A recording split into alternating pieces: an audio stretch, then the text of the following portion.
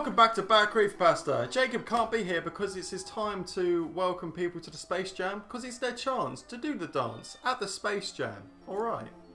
Today we are reading The Bloody Painter, which was requested by Shia Waste Capukiful. I'm sure I just pronounced that wrong, but my fucking... Do you know why you pronounced that? Because it's a slam jam! This is Helen.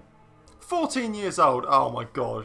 Don't even start with this shit. Before we start, we're reading this creepypasta on DeviantArt, so that's a good sign. And in the corner is what I can basically describe as a Jeff the Killer. Oh, fuck me. It's going to be a fucking Jeff the Killer. And why isn't Jacob here? I mean, here's your chance. Right. This is You do Helen. the dance. 14 years old. His dark circles feel as if he has never slept enough. 1 second. Helen. His. Right. So his parents hated him for a start. Yes, absolutely. So, Right. I mean, he's lucky he wasn't named Sissy Ladybottom. Yep. He doesn't care about his messy black hair, or should I say dreamy black hair, as all the 14-year-olds would think. Since he doesn't like to put too much effort on tidying himself up, it's unnecessary. Too edgy for me. Right. His seat is at the back of the classroom, so you know he's a bad boy, girls, because he's at the back of the class and he doesn't have time to listen to the teacher. And he hates learning. Yeah, he actually hates learning.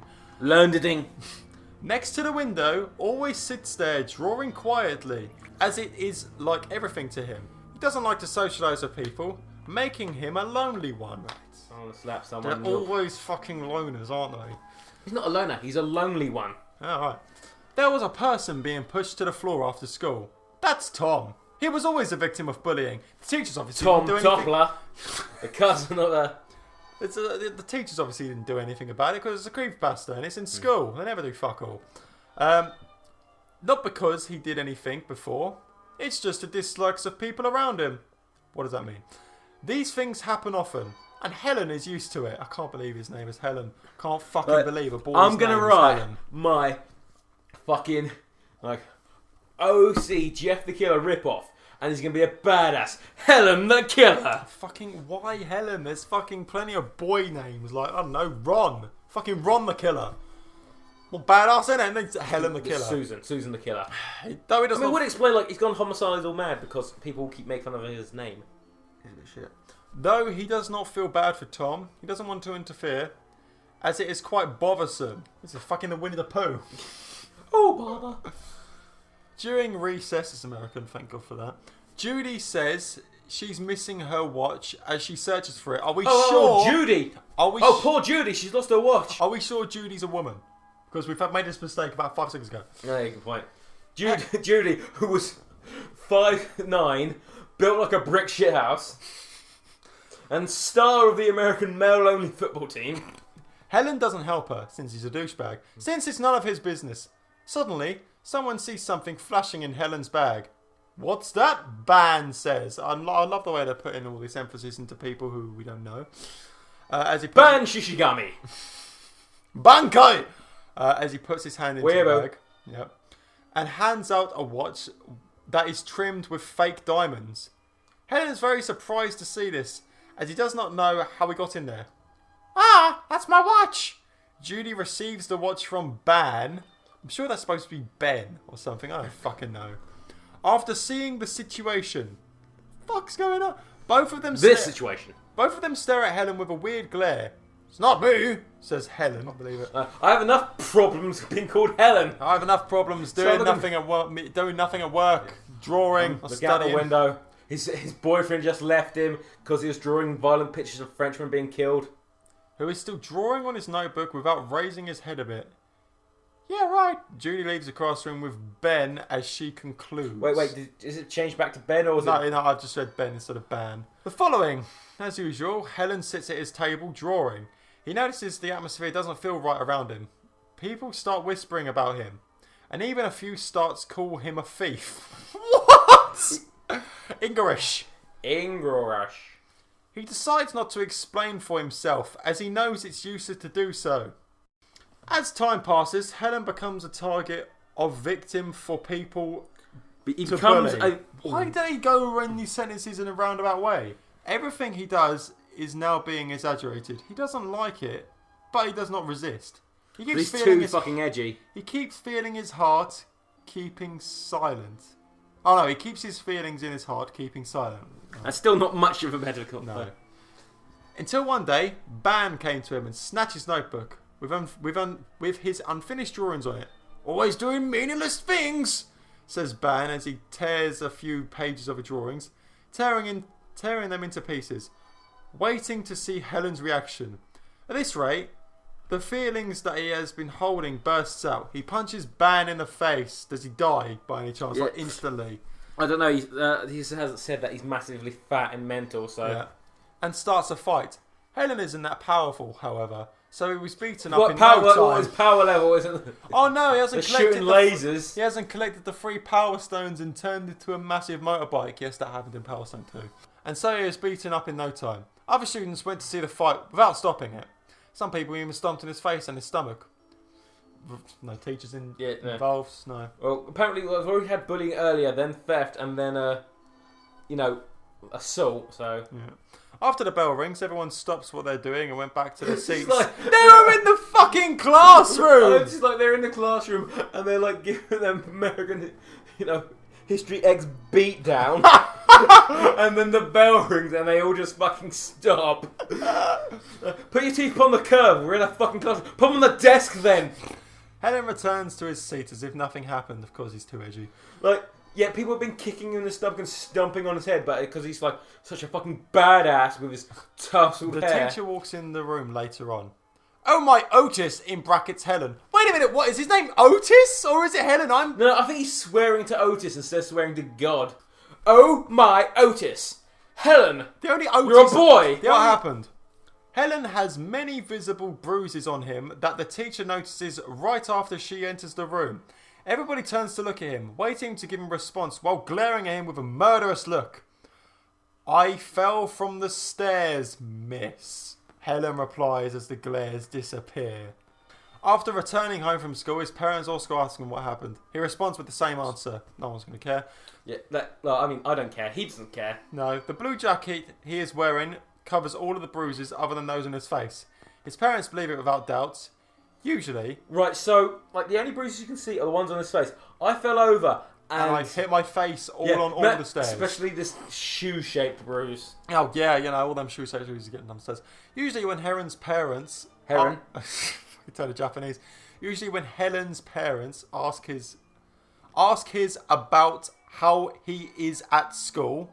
That's a sentence. No, it's not a sentence. No. It's really... He always says he's fine. He even lied about making a lot of friends, living happily every day. Helen refuses to tell his parents the truth, since he doesn't want to make his parents worry about him. But wasn't he he doesn't care so much, then wouldn't he be truthful? I really don't care. Yeah, I got no friends and everyone hates me because some faggot who's called Ban. Some guy called Ban. Yeah. This is some guy who's his parents. My parents at least gave me a name. It's the wrong gender, but his is just a sound. Yeah. But a few months later, he has gotten used to the negative comments about him, so he must be getting a lot of dislikes on YouTube and stuff. His YouTube channel, Too Edgy For You. And getting hit or humiliated has been a normal event for him. So what, are you going to go back and say to your parents that you fell down the stairs every single fucking day? You clumsy motherfucker. He's completely immune to these things now. What? Who framed him in the first place? Why did the culprit do this? This doesn't matter anymore. Nothing matters anymore. Why was this watch so important, you ask? Well, that's not actually in the story. You! Hi, you there. Helen receives a message from an unknown user on Facebook. You're who, he replied. You're who, he replies. I'm Tom, your classmate. Tom has never interacted with him before. This surprised Tom was him a only bit. mentioned once before. If you have forgotten, so had I. Yeah. What is it? Helen says. Are you alright? It's none of your business, Helen concludes Tom's question. Tom types a while before coming up with, listen, I know how you feel right now. You're in the same situation as I am. I really want to help you, but I can't. Sorry. Afterwards, Tom and Helen text each other for a long time, and Helen feels much better after telling him all the pain and feelings he's been going through. He can even joke about it with Tom, often using happy face to show his happiness. Does he feel like a room without a roof? Fuck off. This is the first time he thinks he has made a friend. This is So dumb. all those years before 14, like were you still uncaring when you were 7? It is a warm weather in the afternoon. It is a warm weather. English! It's not that hard! Come meet me on the roof after the first period in the afternoon. We need to talk. Don't ask me why. So I immediately asked him why. Sweet suicide pack. Just why on the roof? I mean, we're not in Japan. You can't just go up on the fucking roof. Yeah, I can't think of any school. Like, there's no school or college I've been to where you could get to the fucking roof. No. It's like, apparently in Japan Emotions you can. Texted Tom last night. Following his instructions, Helen meets Tom on the roof, waving his hand and walking towards him as he says... And then they start making out, and it's totally hot. Yeah. Tendoyu! Hey Tom, what's up, friend? I have something to say. Something important, says Tom with a serious face. Also, hey there, I've never referred to, hey there, Toby, what's up, my friend? What is up, dog? We've said that to each other, but only in joking, but we never actually got oh, hi there. Jacob, I'm glad you made it here to the quarry, my friend. Remember the watch thieving incident? How could Helen forget about it? That was how he started his suffering. Helen nods to show he remembers. I was the culprit! Dun, dun, dun! What a fucking surprise. I mean, shit. Tom, but why? You were my favourite weeaboo. Getting tired now. Tom looked down, scared to look into his eyes. What? Helen is... Turn up the funk! What? Helen is shocked. Helen just turned into Little John, because he always needs a mention. Yeah. I stole Judy's watch and framed you as the culprit. Why did you do this? With you as the new target victim, my life is much better, Tom smirks. It's true. Smirkily. It's true, however, that when everybody decides to bully Helen, they won't bother Tom anymore. It's just like abandoned toy. What? It's just like an abandoned toy. Or abandoned by Disney. I'm being bullied at school. So my only goal is to hope that I can frame someone so everyone moves. Like, I'm not going to tell an adult. I'm not going to stand up for myself. I'm not going to knee the guy in the dick or anything. No, I'm going to do this elaborate plan. Where I hope this all works out. Yeah, it'll totally work out fine for you, mate. For him, that's totally perfect. As long as he keeps silent, he will be able to live in his school life safe and sound. I think I know what's going to happen next. You see, Tom in a rage is... Helen in a rage is going to grab Tom, and then he's going to take him to the edge of the roof, and they're going to totally start making out. Stop fucking saying that shit! It's so... he succeeded. The plan was outstandingly perfect. If it was so outstandingly perfect, why the fuck did you tell him? So I framed a guy to get the heat off me. So now I'm going to try and befriend him and then tell him I did it. Why? Why were either of those two steps necessary? No idea. Helen grabs the collar. Yeah, it's not working. How much fucking helium's in that fucking thing anyway? Helen grabs the collar of his shirt after pushing around a bit. They ended up near the edge of the roof. Oh no. Oh. Tom slips and falls from the roof. Helen instantly grabs his hand and tries to pull him back up, but Helen does not have much strength to do so. I'm so hot. Sorry, Helen. Tom falls. Helen closes his eyes, scared to look what's happening. Oh, this is... Oh my god, this is worse than Jeff the Killer. This is so stupid. If there was a roof, there would surely be a fence. There wouldn't just be a roof which school kids can get access to and eat their lunch to. So there's no barrier or anything. No. So it's easy to get up to. Mm-hmm. And there's nothing to prevent someone from falling off. No. Stupid. Well, look, why the roof? Why are you telling him this in the first place? I don't know. What? He cannot imagine what will happen to one after falling from a 6-story building. I think he hits the fucking ground. No, yeah, with luck. Yeah, with luck. You know, it's not a day when they fucking replace the ground with pastry, is it? So it's fine. That's a Thursdays. After the policemen arrive, they have an interview with Helen. He was too horrified by the accident, not really an accident, however, to say even a word. Once again, Helen becomes a topic of discussion between students. Some people thinks Helen pushed Tom from the roof. I'm not sure, like, so basically up until this point, everyone's like, well, Tom was his only friend, so he threw him off the roof. Yep. Roof. But most of the others think that Tom committed suicide and Helen failed to save him because they saw him grabbing Tom's hand before he fell. That night, Helen was in his room crying, shivering. He cannot stop the guiltiness from growing inside of him. He needs to calm down, and suddenly a thought flashed in his mind. It's not my fault that Tom died. He deserved to die. What for framing you, Jesus Christ. This makes him feel much better, and his guiltiness fades away too. Helen creepily smiles. Yep. Thomas has had his punishment. I suppose it's time for the others to have theirs, isn't it? His cries turn into laughter in the dark.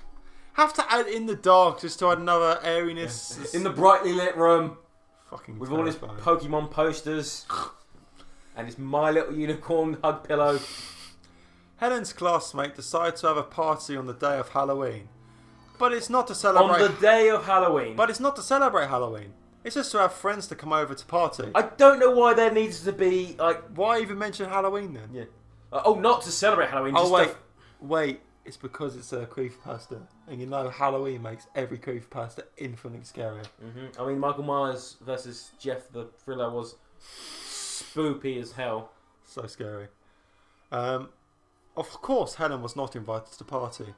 The night before the day of Halloween, Judy and Maggie were texting each other on Facebook. Right, who are these people again? I have no idea. Both of them live in the school dorm. They're 14. Why do they live in the school? I'm assuming they're the same age. Yeah, I'm guessing this is some, America's it's not a boarding school, is it? I fucking know. Both of them live in the school dorm, and Judy's room is next to Maggie's. Right, there's loads of times here, but I ain't going to read them. So, Judy, who's going to come to tomorrow's party? I'm so excited. Happy face with the D. Yeah, D. Most of our class will be there. But I texted Ban so many times. Even got all the messages I've sent are read. He just never replies to me. The hell's wrong with him? Judy, he's probably working, I guess. How old are you? 14. You're 14. What, What's he got a paper round to do? Maggie, something weird is happening. I've been hearing footsteps coming from my door for a long time. I think someone's walking around the dorm. Whoa, that's scary because, it's a school. I know that we're not the only two people in this, dorm-year-old for 14-year-old... Did I say dorm for 14-year-olds? What? Maggie, wait, I'll go check. And in brackets, using the hole on the door, Maggie saw something unusual. But I'm pretty sure she... It's just a fucking... giant hole. It's not no spy hole, peep hole. No, the hole. There's just a fucking, baseball size. I'm sure that they wouldn't write that in the text, though, would they? What do you mean, the directions? No. Maggie, oh my god, there's a guy outside who's wearing a mask and a blue jacket and he's holding a knife and he's all bloody.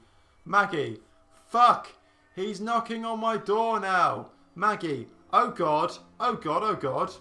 Judy. Why the fuck are you texting this? I don't know. And why is it okay, so all the times to spell something correctly. I know. Was that the autocorrect? Judy, just calm down and find a weapon or something. You're 14! Lock the door! Don't open the fucking door. Wait, there's a hole in the door. Judy, protect yourself. Maggie. Before you wreck yourself. Oh, here we go. He's turning the doorknob. Good thing I locked it. Maggie, I'm scared. Judy, Maggie. Maggie, what should I do? Judy, Maggie, listen. Crap yourself. Yeah. This is a defense mechanism. Maggie, all in caps, save Judy. me. Right, and this is all Judy at the end of it, so I'm just not going to keep saying the names now. Maggie, calm down. Maggie, you there? Snake! You there, Snake? Snake! Snake! The message is shown to be read, but Judy doesn't see Maggie's response. Suddenly, Judy hears sounds of her room door opening. The instant she turns around, she feels a terrible pain in her stomach. A bloody person is wearing a mask and blue jacket bursts into the room and stabs her. That night, all of the students who were in the dorm were murdered. What? No one knows how that killer did it. The murderer used the victim's blood to paint on the walls of the dorm. Most of the paintings being a happy face of all the fucking things you can put on the wall. Many of the corpses were being chopped and mashed and... What were these fucking mashed potatoes? Yeah, he's got Make sure there's no lumps, boys! We're having shepherd's pie the tonight! mashed potato killer. That would be Mashed interesting. potato killer versus boiled potato killer. Who would hurt more? I don't know, then roast potato. Is this basically the EXE version of Bodger and Badger? That would be funny. I can't believe you fucking remember Bodger and Badger. I know, I fucking remember that shit. Possibly to get more pigments. Helen Otis, the culprit, is still currently missing. So his last name is Otis. Why not use that as the first name? Fuck knows. Because his parents hated him. However, in the chat room where Judy and Maggie texted each other, a message was written that responded to Judy's first message at 9:03, 11:15. Judy, don't be excited about tomorrow. Happy face. Because there will be no tomorrow. Dun dun dun. Well, that was fucking another Jeff the Killer rip-off. And why? The reason why I say rip-off is because somehow they make it worse. I know there weren't many jokes cracked in that, and it's probably not our best episode ever, but still, this shit needs to be documented. Right. Do you want to know why? There's lots. Look like these fucking whoever did these art isn't actually bad, but it's just there's a comic book. Fuck off. But anyway, it's just stupid because it's uninspired, dumb, and oh no, a 40-year-old he's 14 and he's not particularly strong. They mentioned that before. No, I know. So what did he just fucking Hulk out or something? Yeah. Hit the gym. I don't know. Was he using his insanity rage magic to make himself stronger? So. I love what and then he opened the door and he opened the door, came in, was ready, and then got fucking pounded in the face with a fucking tire iron or something. Fucking ridiculous. I mean, opened it and he's got drilled in the fucking head with someone with a fucking flashlight or something. As you say, it is uninspired, and at the end of the day, he's a 14-year-old boy who can overpower apparently every single motherfucker in his dorm. Now, I'm sorry, but if there are people living in this 14-year-old dorm or whatever, surely there'll be people living next to each other and would hear the screams and maybe go investigate with a couple of guys. Maybe, I'm not trying to say anything here, but maybe get a teacher. Fuck off. See you next time for some bad creepypasta. Hopefully Jacob will be back for the next one. Who knows? This is all recorded in one bulk. Blah blah blah blah blah. Can't even words. Blah, blah, blah, blah. It was recorded in one bulk and skull. Yeah, there you go. Dun dun dun. Pick videos, like, comment, subscribe. The end.